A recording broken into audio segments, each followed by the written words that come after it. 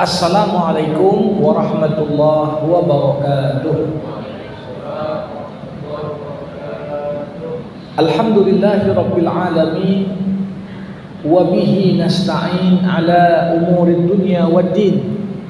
Summa salatu wassalam ala khairi man ba'athahu Allah rahmatan lil alamin, sayyidil anbiya'i wal mursalin, Rasulullah Muhammad sallallahu alaihi wasallam wa ala alihi wa ashabihi ajma'in. Allahumma 'allimna ma yanfa'una wanfa'na bima 'allamtana wa zidna ilma innaka antal alimul hakim. Wa ba'd. Bapak-bapak, ibu-ibu, saudara-saudari jamaah kajian Jumat pagi di Masjid Ma'ul Hayah yang dirahmati Allah Subhanahu wa taala. Tentunya kita bersyukur kepada Allah atas limpahan nikmat dan karunia yang terus Allah limpahkan pada kita. Salawat berangkaikan salam kita hadiahkan kepada Rasulullah. Allahumma salli wa sallim wa barik alaihi. Jamaah rahimakumullah, momen yang begitu agung dan istimewa sudah di hadapan mata kita. Itulah momentum tibanya bulan suci Ramadan. Ramadan yang dinamakan Allah sebagai Syahrullah, bulannya Allah. Ramadan yang dinamakan Nabi sebagai Syahrus Siyam, bulannya kita diminta untuk berpuasa. Ramadan bulan yang Allah Subhanahu wa taala muliakan dengan memilihnya sebagai momentum turunnya Al-Quran sekaligus dari Lauhil Mahfuz ke langit dunia Baitul Izzah, sehingga bulan ini pun dinamakan Syahrul Quran. Tapi tak boleh kita lupa, Ramadan esensinya adalah Syahrus Sabri, bulan kita semua dilatih untuk mampu meningkatkan kualitas kesabaran kita. Bagaimana tidak, dari awal hingga akhir bukan hanya kita memperhatikan apa-apa yang dapat membatalkan puasa kita sehingga kita perlu menggantinya. Lebih dari itu, kesabaran adalah modal terpenting untuk menjaga kualitas puasa kita agar kita tak masuk dalam kelompok yang dikatakan Nabi, rubba shaimin laisa lahu minas siyam illal ju' wal atash. Berapa banyak orang puasa, tapi yang dia dapat dari puasanya hanyalah dahaga dan rasa lapar. Ini tentunya kesia-siaan, dan kita tentunya tidak ingin masuk dalam kelompok orang yang merugi ketika kita tak dapat apa-apa dari keistimewaan Ramadan ini. Jamaah rahimakumullah, datangnya bulan suci Ramadan merupakan satu momen. Satu sisi kita begitu menanti kedatangannya. Bahkan Ramadan belum berakhir pun lisan kita sudah meminta, ya Allah, perkenankan kami dapat jumpa dengan Ramadan tahun depannya lagi. Tapi tentunya di balik keistimewaan yang begitu banyak yang Allah siapkan di bulan ini, kita tak boleh lupa bagaimana Nabi Muhammad juga menganggap kesempatan dipertemukan dengan Ramadan itu sebuah amanah yang pasti akan dimintai pertanggungjawaban. Karena tak ada yang memungkiri nikmatnya Ramadan. Nikmatnya kita meriset kembali pola hidup kita, pola makan kita, pola kerja kita, pola aktivitas yang kita jalani, semuanya kita coba untuk menyeimbangkan antara tuntutan dunia dengan peluang akhirat. Ini sesuatu yang sering sekali kita abaikan di luar Ramadan. Tapi Rasulullah katakan, wailun liman laqiya Ramadan falam yughfaralah. Celakalah, kata Nabi. Siapa Rasulullah? Orang yang diperjumpakan dengan Ramadan tapi dirinya tidak diampuni di akhir Ramadan. Nah, untuk itulah tentunya ada banyak poin-poin penting ya. Kita perlu untuk menangkap pesan-pesan paling utama dalam Ramadan ini agar kita harapkan sekiranya Ramadan 1446 Hijriah ini jadi Ramadan terakhir, maka diharapkan betul-betul Ramadan yang memberikan nilai tambah bagi kita. Yang pertama, jamaah rahimakumullah, perlu untuk nilai terpenting yang perlu untuk kita perhatikan. Panggilan kita untuk berpuasa ini diawali dengan seruan Allah yang begitu indah. Ya ayyuhalladzina amanu. Enggak semua orang merasa dipanggil oleh Allah. Dan Allah menunjukkan panggilan ini kepada kelompok khusus dari hambanya. Siapa? Orang-orang yang beriman. Sehingga bisa kita pahami, sebenarnya orang yang betul-betul mampu berpuasa bukan semata-mata karena dia kuat fisik, atau usianya masih muda, atau karena ada waktu, tidak. Tapi esensi dorongan terbesar ketika kita mampu berpuasa sebulan penuh karena kita merasa kita bagian dari golongan yang dipanggil. Kalau orang merasa nggak dipanggil, ya nggak akan puasa dia. Mau kita periksa udah makan sahur, makan atau enggak dia. Tidak ada yang lebih mampu memonitor puasa tiap hamba melebihi Allah Subhanahu wa taala. Inilah makna muraqabah. Ya, kerja yang tak diawasi, yang tak dimonitor, pasti kadang-kadang kalau tidak ada kesadaran yang tinggi, pasti kerja itu kacau balau. Tapi ketika seseorang merasa aku terpanggil untuk puasa, itu adalah niat terpenting. Ada orang puasa untuk kurus, untuk diet. Ada orang puasa untuk motif-motif yang banyak. Tapi apa yang membuat motif puasa ini paling utama? Ketika kita terpanggil merasa bagian dari kelompok yang beriman, dan kita sadar targetku lewat ibadah puasa ini adalah la'allakum tattaqun. Jadi ini poin pertama. Harus ini jadi titik tolak kita menyambut Ramadan dan mengisinya dengan segala amal ibadah selama 1 bulan penuh. Berangkat dari panggilan iman, diakhiri dengan ketercapaian indikator takwa. Bapak Ibu yang dirahmati Allah, apa saja sebenarnya kalau kita mau mengukur nanti setelah Ramadan saya betul nggak sudah bertakwa? Mana indikator takwa? Para ulama dalam hal ini Imam Ibnul Qayyim Al-Jauziyah pernah mengatakan indeks prestasi ketakwaan bisa diukur dari 3 level. Jadi kalau kita kuliah pas mau tamat berapa IPK ditanya? Kita puasa 29 hari atau 30 hari, di akhir berapa IPK-mu? Ada indeks prestasi ketakwaan yang ini bisa dengan jelas kita ukur hari per hari sampai dengan ujung Ramadan. Apa IPK yang paling dasar? Bagaimana baru dikatakan orang itu bertakwa? Kalau puasanya membentuk karakter, dia tinggalkan segala yang diharamkan. Itulah seminimal-minimalnya orang itu dikatakan IPK-nya cukup untuk lulus. Ya. Indeks prestasi ketakwaannya apa? Dilatih. Coba bayangkan, masa yang halal saja ditinggal, tak kita makan. Yang kita beli dengan uang kita, hasil jerih payah kita, kita simpan di kulkas, ada es krim lagi, di tengah siang hari yang begitu terik, tak kita makan, padahal halal. Dilatih meninggalkan yang halal semata-mata karena Allah.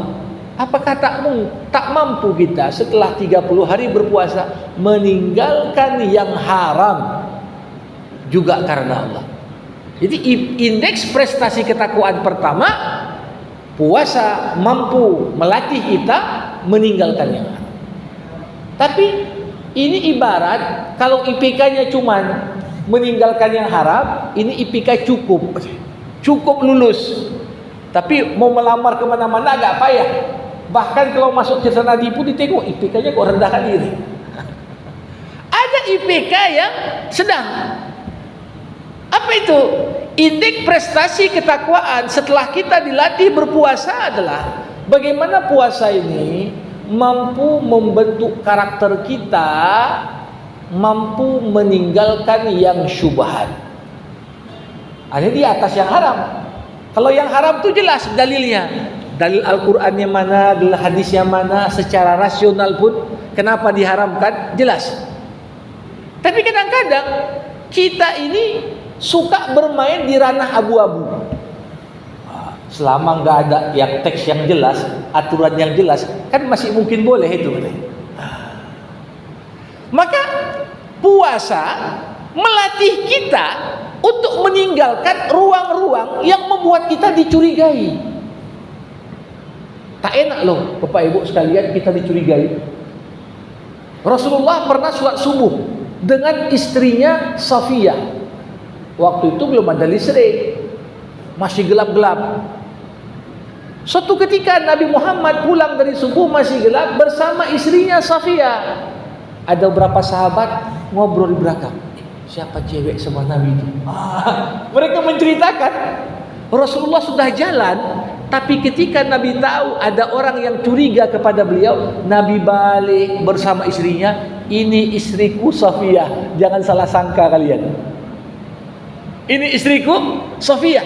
Hadis ini dikatakan oleh para ulama bagian dari tuntutan bagi setiap muslim untuk menjauhkan dirinya berada pada posisi tertuduh.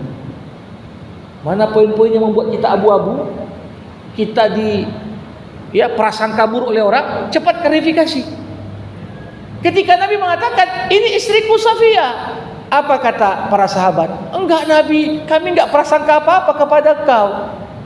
Aku tahu, kata Nabi, tapi setan akan memanfaatkan setiap yang abu-abu itu untuk menanamkan prasangka buruk pada diri seorang mukmin kepada saudaranya yang lain. Jadi puasa itu luar biasa, melatih kita bukan hanya meninggalkan yang haram. Mana momen-momen buat kita dicurigai sampai Nabi Muhammad ketika berwudu mengatakan, ya, apa kata Nabi? Ya, fabaligh fil istinsyaq ma lam takun shaiman.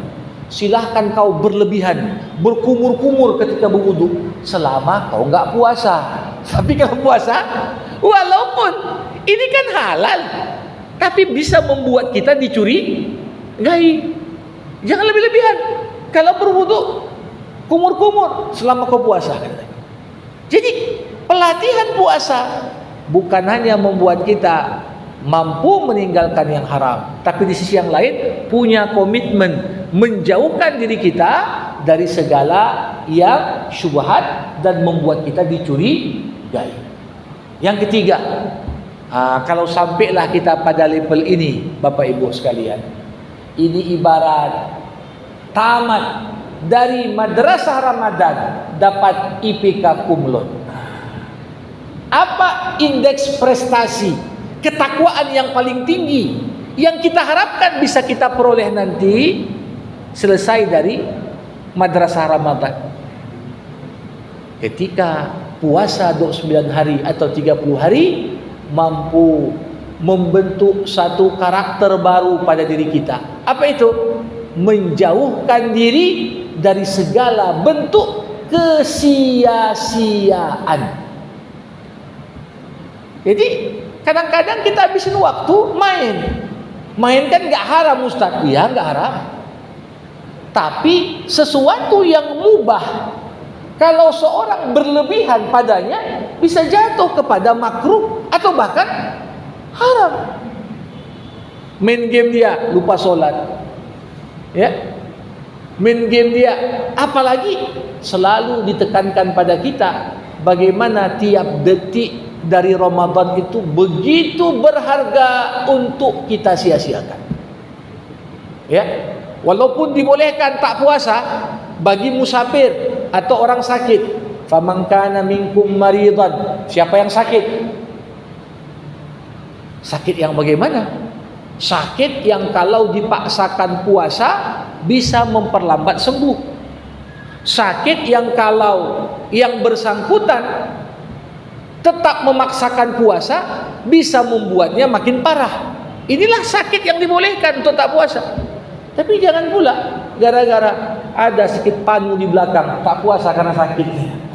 Tak puasa gara-gara sakit panu, kan sakit juga Ustaz.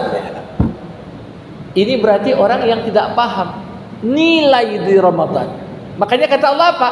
Wa antasumu khairul lakum in kuntum ta'lam. Kalau kau tahu nilai Ramadan dan keutamaan setiap detik yang ada pada bulan ini, bahkan ketika kau sakit tapi kau anggap dirimu mampu puasa, bahkan ketika kau musafir tapi kau dianggap dirimu mampu puasa, kau tetap puasa.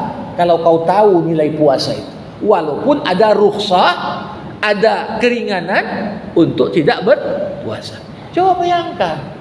Jadi orang yang mendapatkan IPK tertinggi, indeks prestasi ketakwaan pasca Ramadan, adalah bagaimana aktivitas puasa kita selama sebulan penuh mampu membuat kita jadi pribadi yang tidak menyia-nyiakan waktu. Coba bayangkan, bandingkan orang sukses dengan orang gagal. Apa Allah berikan waktu untuk orang sukses lebih banyak? Orang sukses sehari semalam 25 jam, enggak ya, 24 jam juga. Jumlah kadar waktu yang sama sebagaimana yang diberikan untuk mereka yang gagal. Tapi perbedaannya di mana? Orang sukses tahu mana prioritas. Tahu dia. Makanya jamaah rahimakumullah, ini sesuatu yang perlu untuk kita hilangkan stigma. Udahlah kalau masuk Ramadan itu udah leha-leha dan santai-santai saja. Tidak. Justru Ramadan walaupun masa kerja, durasi kita bekerja jauh lebih singkat, tapi seharusnya produktivitasnya bisa lebih. Kenapa? Karena kita tahu kerjaan yang misalnya selesai dalam setengah jam, ketika seorang puasa fokus dia pada pekerjaannya, mungkin 10 menit siap. Ya, begitulah hebatnya. Sehingga taklah mengherankan dalam sejarah apa yang terjadi Bapak Ibu. Dalam sejarah selalu prestasi besar umat Islam dikaitkan dengan momentum Ramadan. Kenapa? Karena memang nggak ada cerita orang puasa itu ngabisin waktu untuk yang nggak berguna. Apalagi kalau kita kaitkan ya dengan keutamaan interaksi dengan Quran, keutamaan dengan amal-amal yang lain, luar biasa ini. Jadi IPK tertinggi gimana selama Ramadan?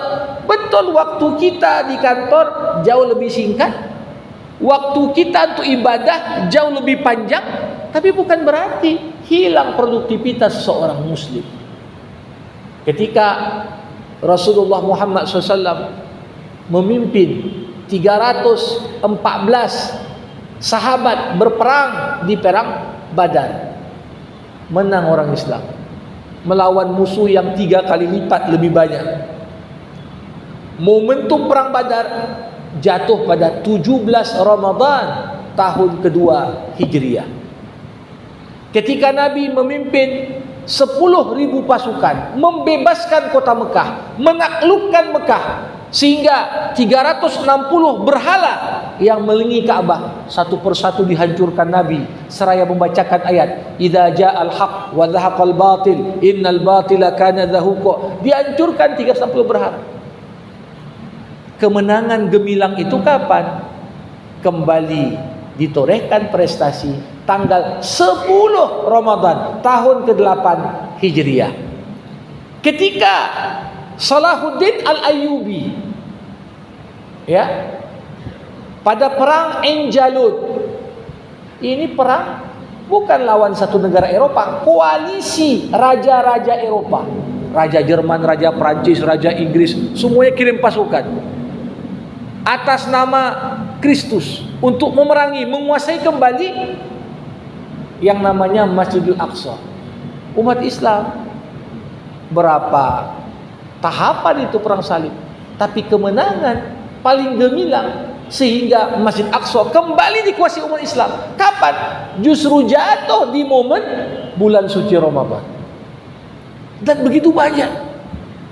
Kalau kita lihat dalam sejarah, satu persatu ya peristiwa-peristiwa luar biasa. Bahkan Allah Subhanahu wa taala menakdirkan bagaimana kita semua memproklamasikan kemerdekaan kita 17 Agustus 1945 jatuh bertepatan dengan hari Jumat tanggal 9 Ramadan. Ya, tanggal 9 Ramadan. Coba bayangkan kalau enggak ada proklamasi, enggak ada kita ini di sini. Ya, mungkin di sini masih cerita Demang dan Company saja, ya kan begitu kan?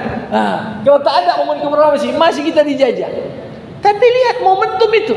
Kenapa? Sekali lagi, puasa bukan sekedar tak makan, tak minum, tak bersetubuh, tapi melatih mampu meninggalkan yang haram, meninggalkan yang syubhat, sampai pada puncaknya tidak kita kerjakan kecuali yang produktif. Wa idza marru bil lahwi marru kirama. Orang-orang yang beriman kalau nampak tempat-tempat yang enggak jelas, kalau duduk di situ habis waktu tanpa ada manfaat, segera dia tinggalkan. Wa idza khatabahumul jahilun qalu salama. Ibadur Rahman kalau diajak berdebat, apalagi kita waktu puasa, jangan habiskan waktu. Apalagi energi ngomong ni kan perlu juga dijaga. Ya, habis berdebat untuk yang tak penting. Habis kita menggosip. Habis kita ikuti acara sinetron demi sinetron yang enggak ada habis. Yang memang kadang-kadang makin dekat Ramadan makin banyak. Drama Korea pula yang baru, drama ini pula, drama itu pula, habis waktu kita. Padahal apa? Pertama, itulah kesia-siaan, tantangan terbesar yang perlu untuk kita hindari. Bahkan banyak orang bilang, Ustaz kan ada hadis katanya tidur orang puasa ibadah, akhirnya tidur di kantor pun tidur ya, sampai rumah pun tidur. Nah, ini kesia-siaan yang paling besar.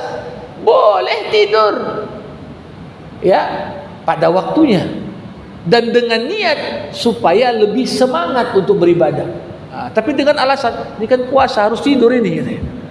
Ini tentunya sesuatu yang tidak sejalan dengan tujuan puasa la'allakum tattaqun. Ini yang pertama. Poin merasa dipanggil Allah dan merasa ini amanah untuk mencapai target takwa. Para hadirin rahimakumullah. Di sisi yang lain, Ramadan ini satu momen yang paling ideal dan istimewa. Kita itu diajak mempertajam kepedulian sosial dan rasa solidaritas kita dengan sesama. Memang ada ibadah khusus Ramadan, diwajibkan di akhir Ramadan, dan begitu pelaksanaan sholat Id berakhir, udah tak boleh lagi disalurkan. Itulah yang namanya zakat fitrah. Tapi kebanyakan orang dengan sukarela memilih bulan Ramadan, memulai untuk menghitung hartanya dan mendistribusikan zakat hartanya. Padahal bisa saja bulan Zulqa'dah, bulan Zulhijjah, bulan Muharram boleh aja. Karena penyalurannya tergantung kapan jatuh satu haul, kan begitu. Kalau kita mulai menghitung bulan Muharram, maka kenanya Muharram. Tapi orang sengaja menghitung di bulan Ramadan. Kenapa? Pertama, karena setiap amalan yang kita kerjakan di bulan ini tentunya diberikan ganjangan berlipat. Dan yang kedua, kesempatan untuk berbagi di bulan ini lebih terbuka lebar dibanding bulan-bulan lain.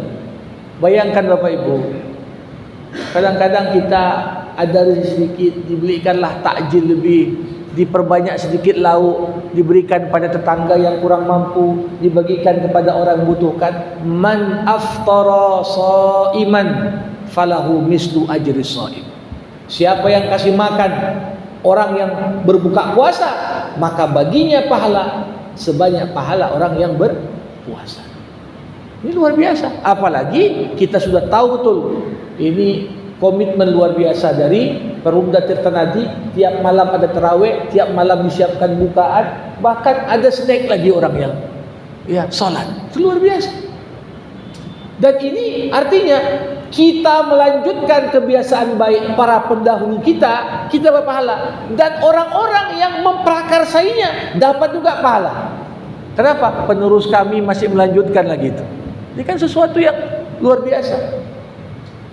Nah, jadi ini satu poin Ramadan yang gak boleh kita lupakan. Inilah standar kalau kita mau mencerminkan aspek kedermawanan pada diri kita. Maka bulan yang seharusnya paling terlihat nilai kedermawanan itu di bulan suci Ramadan. Lewat zakat fitrahnya, kita distribusikan zakat harta kita, lewat membagi makanan berbuka, dan lain-lain yang lebih banyak sekali. Bapak Ibu, satu hal yang menarik, kedermawanan dalam Al-Quran ternyata punya level juga. Jangan kita kira orang yang dermawan itu satu level, tidak. Al-Quran menyebutkan ada 4 level kedermawanan. Semakin kita berada pada level tertinggi, berarti puasa kita sukses. Kalau kita berada pada level-level yang awal atau pertengahan, berarti belum maksimal. Apa level terendah dari kedermawanan? Ini yang dalam bahasa Al-Quran disebut sakha. Sakha pelakunya namanya sakhi. Sakhi artinya orang yang suka memberi kalau diminta. Jadi kalau ada orang lagi perlu minta dikasih, berarti pemberi ini namanya sakhi, dermawan. Tapi kalau nggak diminta ya nggak dia kasih. Ini sudah masuk level dermawan. Suka memberi kalau diminta. Ada level di atas ini Bapak Ibu, namanya jud, dermawan. Pelakunya namanya jad atau jawad, orang yang dermawan juga. Apa arti jud? Memberi baik diminta ataupun tak diminta kepada yang dikenal. Kalau kita mau ngasih baik diminta nggak diminta, ini sudah sampai level yang kedua, namanya jud. Ya, kalau tadi sakhi ngasih kalau diminta, ini baik diminta nggak diminta dia kasih selama dia kenal. Tapi ada lagi level yang ketiga, namanya karom. Orangnya disebut karim, orang yang dermawan dan mulia. Siapa karim itu? Orang yang memberi baik diminta atau tak diminta kepada yang dikenal ataupun tak dikenal. Levelnya lebih tinggi lagi. Ya, waktu saya dulu sekolah menengah atas dan kuliah lah di Timur Tengah, itu kalau bagi perantau, kami para pelajar mahasiswa paling senang bulan Ramadan.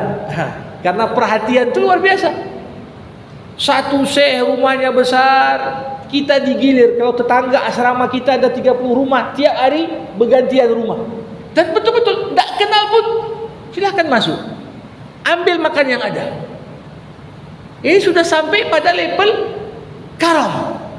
Orang-orang yang betul-betul sampai pada tahapan yang dikatakan kana Rasulullah ajwadan nas wa kana ajwada ma yakun fi Ramadan hina hulul ashrul awakhir min Ramadan. Nabi orang paling dermawan, dan puncak kedermawanan Nabi kalau sudah masuk Ramadan. Artinya di luar Ramadan pun Nabi dermawan, tapi begitu masuk Ramadan enggak lagi cuman sakhi, enggak lagi cuman jawad, enggak lagi cuma, sudah sampai pada karam. Kasih siapa yang mau, kasih. Yang dikenal enggak dikenal semuanya diberikan. Oh, luar biasa. Dan ini pasti yang mungkin pengalaman pernah umroh sebulan pas Ramadan, lihat bagaimana jamuan di Masjidil Haram, jamuan di Masjid Nabawi, bagaimana orang-orang ya berbagi di sana. Wah. Dan artinya mereka menyadari berbagi ini enggak pula buat bangkrut. Bagi-bagi ini enggak pula buat jadi miskin. Karena ini adalah kita menjemput keberkahan dan rahmat yang Allah Subhanahu wa taala berikan pada kita. Nah, tapi ada yang menarik.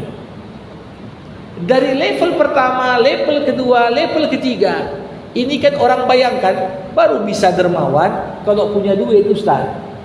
Kalau nggak punya duit gimana ngasih, kan begitu. Tapi yang istimewa Bapak Ibu, justru puncak tertinggi dari kedermawanan tak mensyaratkan harus punya duit banyak.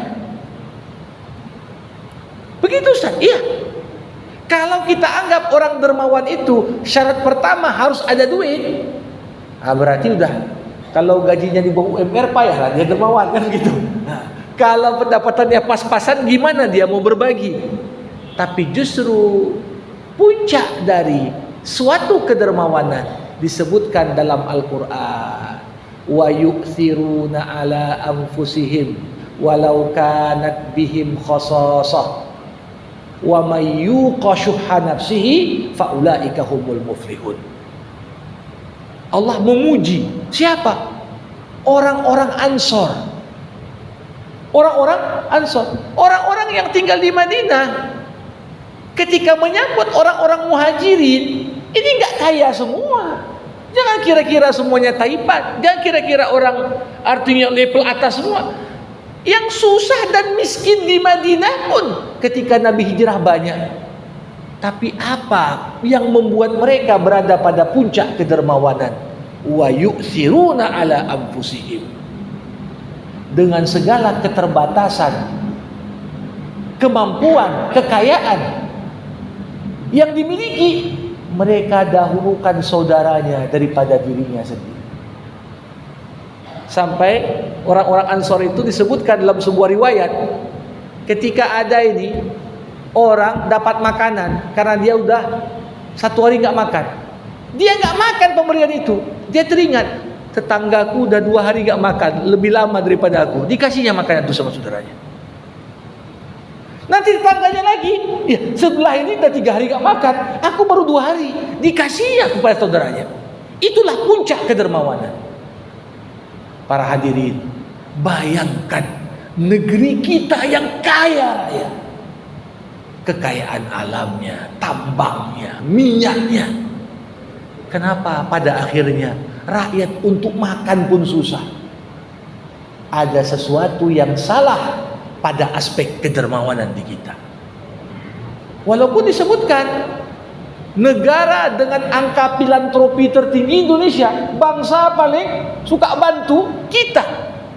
Tapi di sisi lain, disinilah peran Ramadan untuk memperbaiki karakter bangsa. Dari sisi apa? Banyak pun kekayaan negara kita, tapi kalau karakter kita semua mementingkan kepentingan pribadi dan kelompok dibandingkan kepentingan negara, bangsa dan masyarakat umum, selama itulah kita tetap akan dalam konteks kesenjangan. Nah, ini makna yang cukup dalam sebenarnya. Digugah pertama individu-individu. Kau kasihlah makananmu di sebelah, tetanggamu nggak ada makan berbuka. Pada akhirnya apa? Kita kenal nggak kenal kita kasih. Coba bayangkan, ini saya senang sekali.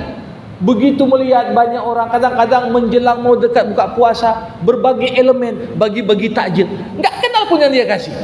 Berarti sudah sampai pada level karom, memberi nggak diminta ataupun diminta, kenal ataupun nggak kenal dikasih. Tapi kita masih perlu untuk naikkan kedermawanan kita sampai level tertinggi. Apa itu? Ketika mampu menekan kepentingan pribadi, kepentingan kelompok, kepentingan keluarga yang membuat kemudian kita abaikan. Berapa juta orang yang susah gara-gara maksa kepentingan pribadi dan kelompok dan keluarga. Nah, ini yang perlu Ramadan, puasa membentuk karakter kepedulian, kedermawanan sampai pada level kita sedia untuk mengorbankan kepentinganku. Yang penting masyarakat umum lebih nyaman. Ya, ini nilai yang cukup dalam sebenarnya dari aspek bulan suci Ramadan. Bagian terakhir, cerita Ramadan tak bisa lepas. Ramadan merupakan momentum istimewa. Kita panjatkan doa-doa terbaik kita. Kenapa? Di tengah-tengah ayat cerita tentang puasa dan Ramadan, disisip ayat tentang doa. Cerita syahrul Ramadan alladzi unzila fihi al-Qur'an hudan lin-nas wa bayyinatin minal huda wal furqan faman syahida minkum syahra. Setelah itu Allah sisip wa idza sa'alaka ibadi anni fa inni qarib ujibu da'watad da'i idza da'an. Ya, kalau hambaku bertanya padamu Muhammad, di mana aku? Bilang aku dekat. Bahkan di momen puasa kita merasakan dekatnya Allah lebih dari apapun. Coba bayangkan, di rumah sendirian, di ruang sendirian, kalau minum pun tak ada CCTV, tak ada. Tapi kita nggak mau. Kenapa? Allah kan tahu. Allah kan melihat.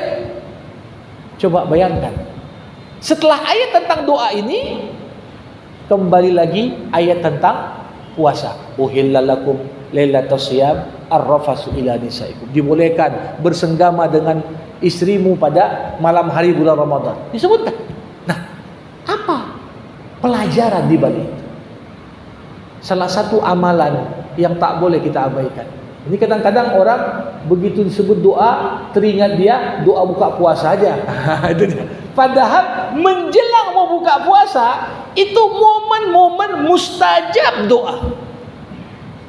Makin perut terasa lapar, makin terasa ya cacing-cacing dalam perut pun ya berjoget riang karena begitu lapar. Itulah momen terbaik panjatkan doa.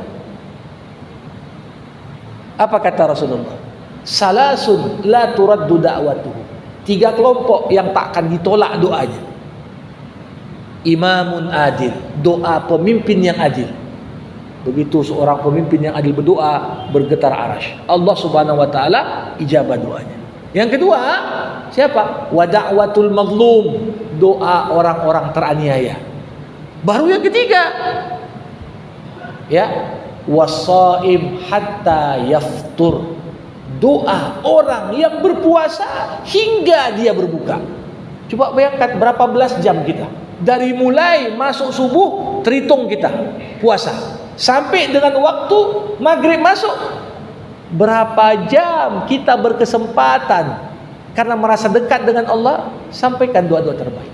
Dan doa itu nggak mesti harus artinya doa berjemaah. Kadang-kadang merasa dekat dengan Allah, doa-doa sir dalam hati. Zakaria ketika minta anak kepada Allah, itu doanya enggak angkat tangan, enggak besar-besar suara. Idnada rabbahu nidaan khafiyya.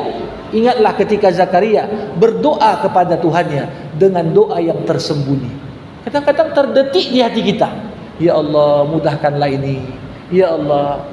Di balik doa kita yang banyak, jangan pernah lupa untuk tetap mensisipkan doa untuk kebaikan negeri kita. Sekarang penuh postingan Indonesia gelap ini itu. Ini kayak manapun, kalau bukan kita yang doa untuk negeri kita, siapa lagi? Siapa lagi? Apalagi ini momen mustajab doa. Makanya Ibrahim alaihissalam, panutan kita dalam berdoa, Rabbi ja'al hadzal balada amina. Sebelum minta-minta yang lain, Ibrahim minta pertama, ya Allah, jadikan negeri tempat ku tinggalkan istriku, tempat ku tinggalkan anakku Ismail dan Hajar, negeri Mekah, jadikan negeri ini negeri yang aman. Itu doa pertama, baru minta yang lain. Kita begitu juga, minta karir, minta anak, minta dibukakan rezeki, minta ini itu. Tapi jangan lupa, ya Allah, jadikan negeriku negeri yang makmur. Ya Allah, tuntun kembali para pemimpin bangsa ini kepada hal-hal yang dapat Engkau ridhoi, ya Allah. Jangan pernah kita merasa pesimis dalam doa. Kenapa? Itulah senjata pamungkas orang-orang beriman. Kondisi sesuatu apapun, ad-doa silahul mukmin. Doa itulah senjatanya orang-orang beriman.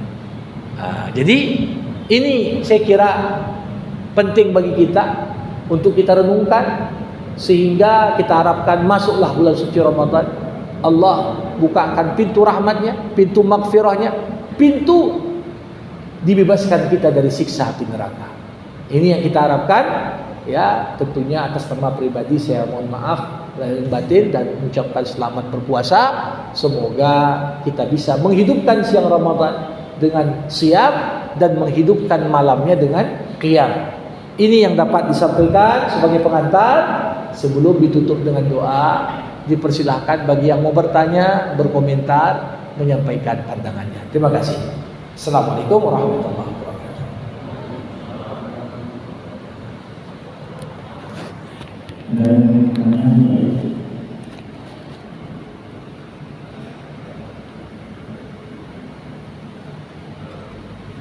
Ya, silakan.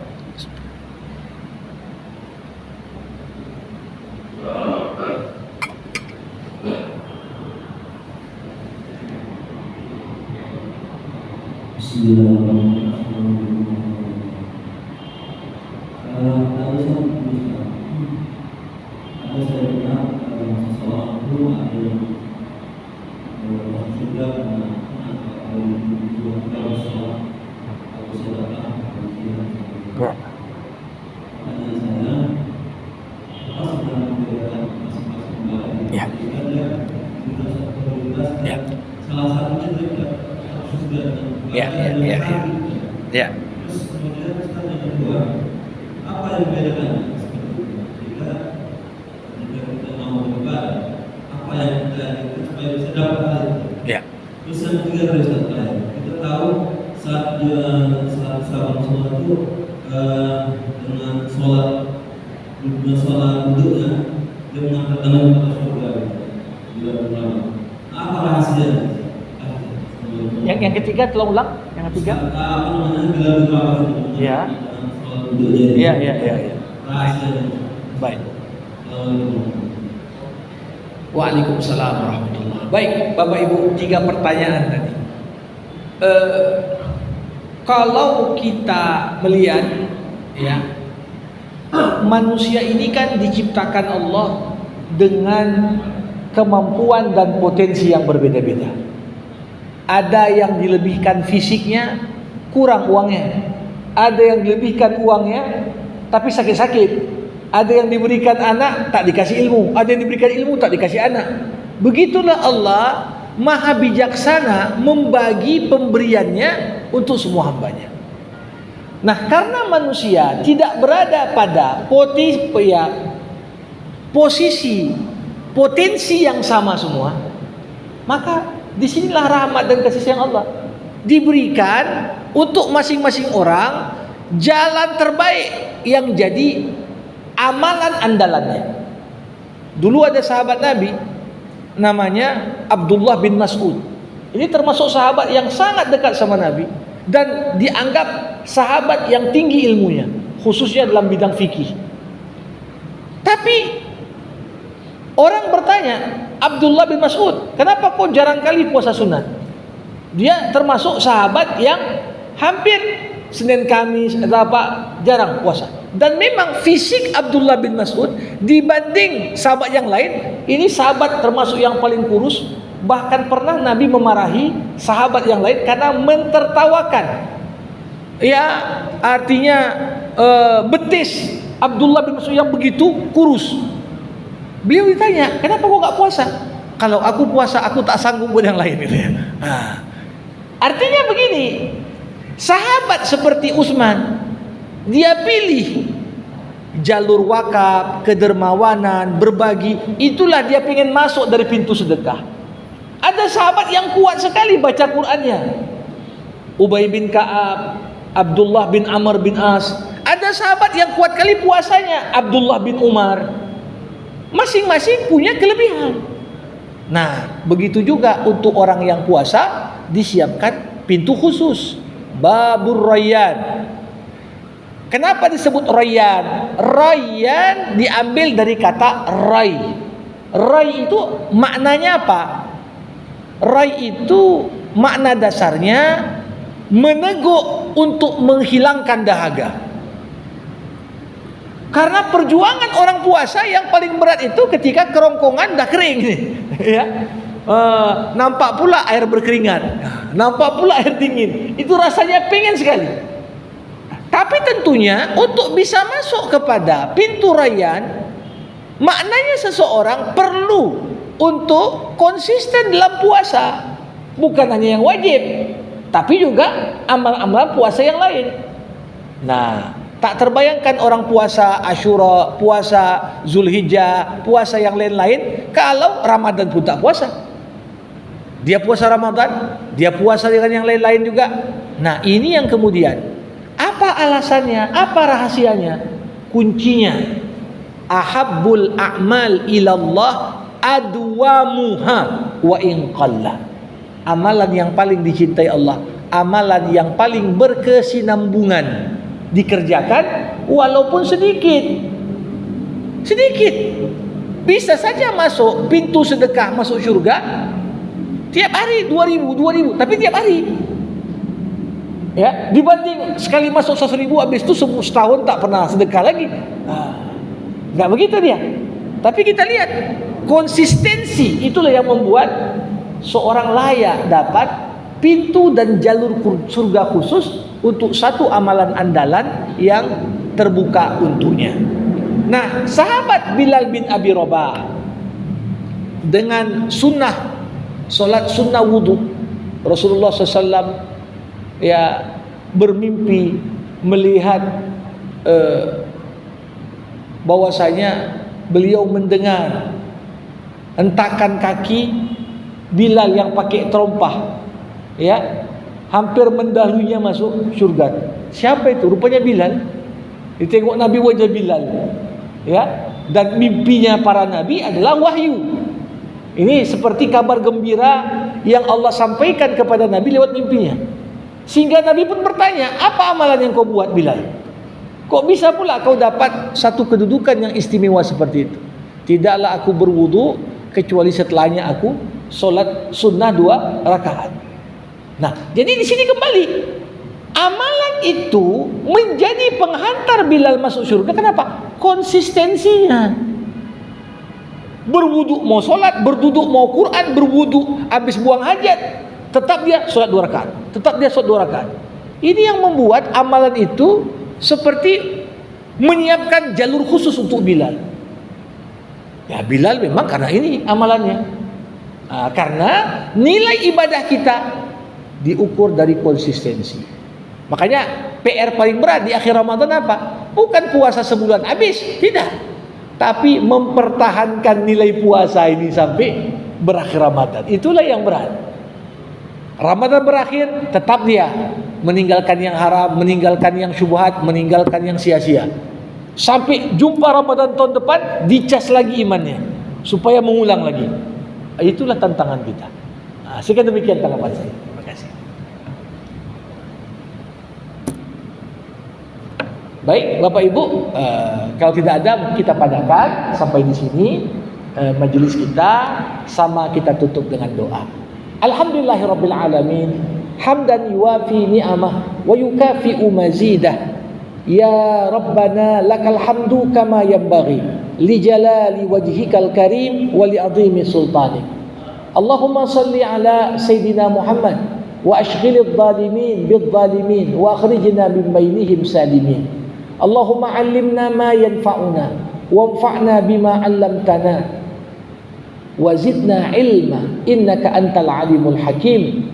Allahumma ati nufusana taqwaha wa zakkiha anta khairu man zakkaha anta waliyuha wa maulaha.